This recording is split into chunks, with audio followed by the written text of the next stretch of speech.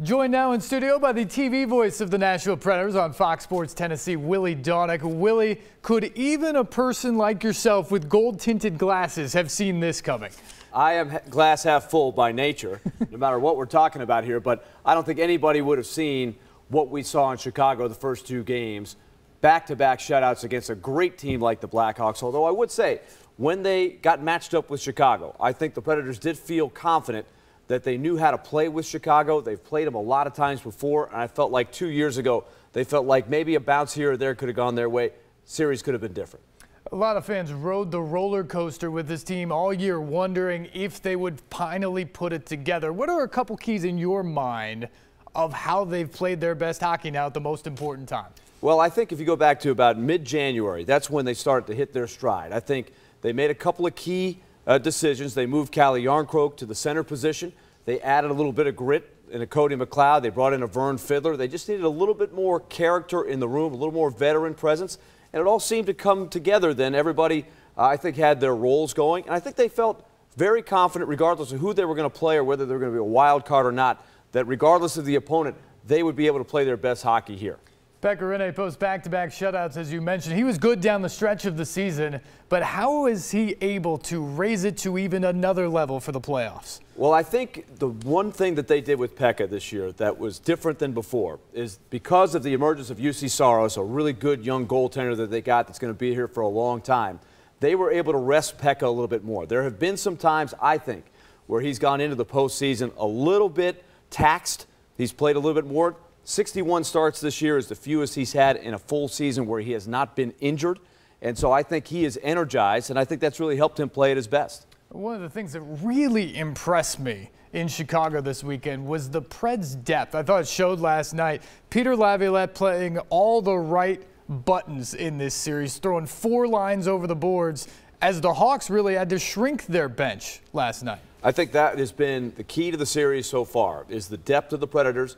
And I think if you looked at Peter Laviolette and what he did, he put as many quick skaters in there as he could. Inserted a Pontus Aberg, a Harry Zolnarchuk, who had a huge goal last night. Those guys are there because they can skate. Had they played a different team that's a little bit more rugged, maybe you would have seen a couple different elements there. But he wanted 12 skaters who could really play and skate with the Blackhawks. And I think, so far, you'd have to say the Predators are playing at a faster tempo than Chicago. And those guys were productive. 4 different guys get their first playoff goal last night. One of those guys is Ryan Ellis. He's no stranger to the spotlight, although he doesn't get as much pub as a PK Subban or a Roman Josi. How has he elevated his game quietly to become one of the star defensemen in the league? I think when you watch Ryan Ellis every night, you just get more and more appreciation for him. I think if you were to take a vote of the players for the MVPs, I think you would get a lot of Victor Arvidsson, and I think you'd get a lot of Ryan Ellis. Even though maybe from the outside, if you're watching for the Predators for the first time, you might think more of a PK Subban, a Ryan Johansson, a Philip Forsberg. Those guys are extremely important, don't get me wrong, but I think really the energizer guys all year long have been Arvidsson and Ellis. And Ellis is incredible at how much he gets out of his tools. You know, he's got great skills. He's a little bit undersized, but he does not get overmatched against bigger players. It's really amazing to watch. So now Ellis and the Predators are up 2-0, coming back home for Game 3. You'd think that would be a great position to be in, but of course last year they were in a similar position against Anaheim and lost Games 3 and 4 at home. How does that experience from a year ago potentially help them avoid the letdown this time? I think you hit on it. I think the experience is the thing. 2 years ago, we referenced that series where the Blackhawks beat the Predators in 6 games. Peter Laviolette has said a number of times, his group, if you look at guys like Josi and Ellis and Ekholm, Forsberg, those guys have gained a lot of experience just since that point 2 years ago. So that's a reference point. Last year, learning experience.